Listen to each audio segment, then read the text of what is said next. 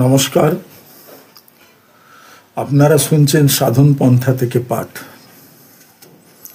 এর আগের পর্বে শুনেছেন শৌচ ও অশৌচ। আজকে শুনবেন আচার্য ও সত্যায়তন। শ্রী শ্রীমৎ সত্যর্ষি যোগজীবনানন্দ স্বামী আচার্য সত্যায়তন সম্পর্কে বলছেন, সত্যায়তনই সত্যাশ্রয়ী তীর্থস্থল। তাহাদের পক্ষে বর্তমান যুগের অন্য তীর্থক্ষেত্র লৌকিক মাত্র। পরমার্থত তীর্থ শব্দে বিদ্যা বোঝায়। বিদ্বান ব্যক্তির সঙ্গেই তীর্থ দর্শন, সর্বদা বিদ্বানের সঙ্গ করবে। সত্যায়তন মহামন্দির সত্যায়তন সমূহের প্রধান কেন্দ্রস্থল এবং মুখ্যাচার্য সপ্তর্ষির অবস্থিতি কেন্দ্র। সুতরাং সত্যায়তন মহামন্দির সত্যাশ্রয়ীর মহাতীর্থস্বরূপ। সত্যায়তনের উন্নতি কল্পে প্রত্যেক সত্যাশ্রয়ী অর্থবল ও জনবল দ্বারা যথাসাধ্য সাহায্য করিবে, যেহেতু সত্যায়তন বিশ্বহিত ব্রতী। ব্যক্তিবিশেষের চেষ্টা দ্বারা যতটুকু কল্যাণ সাধিত হওয়া সম্ভব, বহুজনের সমবেত চেষ্টা দ্বারা তদপেক্ষা বৃহৎ কার্য সাধিত হইতে পারে। সংযত সংহতির শক্তি অসীম। সুতরাং সত্য প্রতিষ্ঠানসমূহের সাহায্য করিলে সর্বপ্রকার বিশ্বকল্যাণকর অনুষ্ঠানের সাহায্য করা হয়। প্রত্যেক সত্যাশ্রয়ী নিকটবর্তী সত্যায়তনে সৎসঙ্গের জন্য প্রত্যেক সাপ্তাহিক অধিবেশনে উপস্থিত হইয়া শ্রদ্ধাপূর্বক আচার্যের বক্তৃতা শ্রবণ করিবে এবং নিজ নিজ জিজ্ঞাস্য বিষয়ে মীমাংসা করিয়া লইবে। প্রত্যেক সত্যায়তনেই মহিলাগণের জন্য পৃথক স্থান নির্দিষ্ট থাকে, কোথাও বা পৃথক দিনও নির্ধারিত থাকে। সত্যায়তনের বাৎসরিক উৎসবে বা খণ্ডোৎসবে স্বজনসহ যোগদান করিবে এবং যথাসাধ্য সাহায্য করিবে। উপদেষ্টাকে আচার্য কহে। আচার্যকে সর্বান্তকরণে শ্রদ্ধা ও বিশ্বাস করিবে, তাহার প্রদত্ত পাঠ গ্রহণ করিবে এবং উপদেশ অনুসারে কার্য করিবে। প্রত্যেক সত্যায়তন সপ্তর্ষির নির্দেশ মতো এক একজন আচার্যের তত্ত্বাবধানে পরিচালিত হয়। সপ্তর্ষি বা মুখ্যাচার্যই কেবল সাধন বিষয়ে উপদেশ দিয়া থাকেন। তিনি উপাসনা প্রণালী যাহাকে যেরূপভাবে উপদেশ করিবেন, সে ঠিক সেই প্রণালীতে উপাসনা করিবে, কদাচ তাহার অন্যথা করিবে না। তত্ত্বজ্ঞানের প্রকাশক গুরুই সৎপুরুষের ইন্দ্রিয়গ্রাহ্য প্রকট স্বরূপ।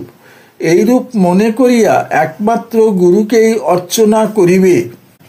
অকপট শ্রদ্ধা সহকারে তাহাতে বিশ্বাস স্থাপন করিবে, আত্মগোপন করিবে না। সরলভাবে হৃদয়ের ভাব প্রকাশ করিয়া ধীর ও নম্রভাবে জিজ্ঞাসা দ্বারা সন্দেহ ভঞ্জন করিয়া লইবে, অথবা পত্রাদি লিখিয়া জিজ্ঞাস্য বিষয় অবগত হইবে। গুরু সম্বন্ধে অপর কাহারও সমালোচনায় কর্ণপাত করিবে না, বা তাহা শুনিয়া উত্তেজনাবশত কাহারও সহিত বিবাদে প্রবৃত্ত হইবে না। নিজের শ্রদ্ধাও হারাইবে না। যেহেতু তুমি নিজের সঙ্গ দ্বারা গুরুকে যেমনভাবে অবগত হইয়াছ, অন্যে দূর হইতে সেরূপ অবগত হইতে পারে না। গুরু তোমার সহিত কদাচ কপট ব্যবহার করেন নাই। ঐকান্তিক অনুরাগ সকল সাধনার মূল ভিত্তি। সর্বাধিপতি সৎপুরুষ একান্ত প্রেমপরায়ণ ও দৃঢ় বিশ্বাসী হইবে জানিবে। ঐকান্তিক অনুরাগ সকল সাধনার মূল ভিত্তি। সর্বাধিপতি সৎপুরুষে একান্ত প্রেমপরায়ণ ও দৃঢ় বিশ্বাসী হইবে।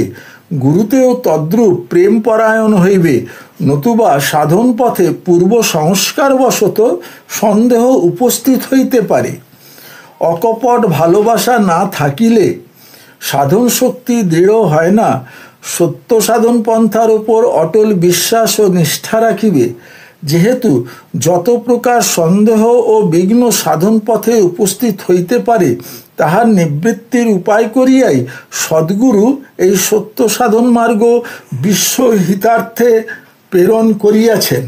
যেহেতু যত প্রকার সন্দেহ ও বিঘ্ন সাধন পথে উপস্থিত হইতে পারে, তাহার নিবৃত্তির উপায় করিয়াই সদ্গুরু এই সত্য সাধন মার্গ বিশ্ব হিতার্থে প্রেরণ করিয়াছেন। সত্য নিজেই তাহার প্রমাণ। সাধন অভ্যাসের প্রত্যক্ষ উন্নতি ইহার সদ্যপ্রাপ্ত ফলস্বরূপ। ইহাতে অনুমান বা কল্পনার স্থান নাই, ইহা প্রত্যক্ষ জ্ঞান। অতএব তত্ত্ববক্তা গুরুর প্রতি নির্ভরতা রাখিয়া তাহার উপদেশ নিঃসন্দেহে প্রতিপালন করিবে। তোমার অভিলাষ বা পার্থিব বাসনা পূরণ করিবার জন্য গুরুর বা ঈশ্বরের কৃপা চাহিও না। তোমার যথার্থ অভাব আপনি পূর্ণ হইয়া যাইবে। উন্নতির জন্য, মুক্তির জন্য গুরুতে আত্মসমর্পণ করিবে। তোমার কলুষ কামনার মধ্যে তাহাকে টানিয়া লইতে চাহিও না। তুমি অগ্রসর হইয়া উচ্চস্তরে গতি করিবে। তোমার কল্যাণ যাহাতে হয়, তাহা তিনি তোমা অপেক্ষা বেশি জানেন। সুতরাং তুমি এটা সেটার জন্য দুর্ভাবনা করিও না। মনে রাখিও যে অশুভ চিন্তার ফলে অমঙ্গল, শুভ চিন্তার ফলে মঙ্গল ঘটিয়া থাকে। সর্বদা প্রত্যেক ঘটনার মঙ্গলময় দিকেই তোমার ভাবনা পরিচালিত করিবে। আবদার বা অভিমান করিও না। গুরুর স্নেহ, সন্দেহ বা হিংসা করিও না। তত্ত্বদর্শী গুরু স্বভাবতই সমদর্শী এবং সদা স্নেহবান। আচার্যের শাসন মানিয়া লইবে। অভিমান নাশ করিবার জন্য, অহংকার চূর্ণ করিবার জন্যই গুরুর আশ্রয় লইয়াছ, তোমার আবদার পূরণের জন্য নহে। গুরুর নিকটে অশিষ্ট আচরণ বড়ই নিন্দনীয়। সাধন বিষয়ে গুরুর চিন্তা প্রবাহ কিরূপে শিষ্যের ওপর শক্তি বিস্তার করিয়া তাহার চিত্তবৃত্তিকে সংযমিত করে, প্রথম অভ্যাসী তাহা বিশেষভাবে অনুভব করিতে না পারিলেও অতি শীঘ্র নিজের ব্যবহারগত উন্নতি ও চিত্তের প্রশান্ততা অবশ্যই অনুভব করিতে পারে। সাধন পথে যত অধিক অগ্রসর হওয়া যায়, ততই গুরুশক্তির পরিচয় পাওয়া যায়। কায় মনোবাক্যে গুরুর উপদেশ অনুসরণ করা, দৃঢ় নিষ্ঠা ও পবিত্রতাই যথার্থ গুরু সেবা।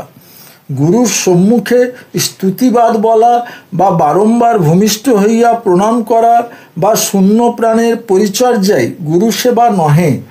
কর্তব্য বিমুখ সাধনে অমনোযোগী শিষ্য উত্তম পরিচারক হইলেও প্রশংসনীয় নহে। দৈহিক সেবাও জ্ঞানলাভের গৌণ সহায় বটে, কিন্তু মুখ্য উপায় প্রবল অধ্যাবসায়ের সহিত সাধন অভ্যাস করা। সত্যাশ্রয়ী গুরুর উপদেশ বাণীকে বেদাদেশ মনে করিবে। ইহাই সত্যাশ্রয়ী শাস্ত্র। সত্য সেবা অর্থাৎ লোক হিত অনুষ্ঠানী ব্রত, সত্যায়তন প্রবর্তিত আচারী নিয়ম, সত্য সাধনী তপস্যা। অন্য প্রকার শাস্ত্র, ব্রত, নিয়ম, তপস্যা অনাবশ্যক। সত্যই সত্যাশ্রয়ী রক্ষক। সত্যাচারী সৎসঙ্গেই সমাজ। যাহা মিথ্যা তাহাই সত্যাশ্রয়ীর ত্যায্য, যাহা সত্য তাহা গ্রাহ্য।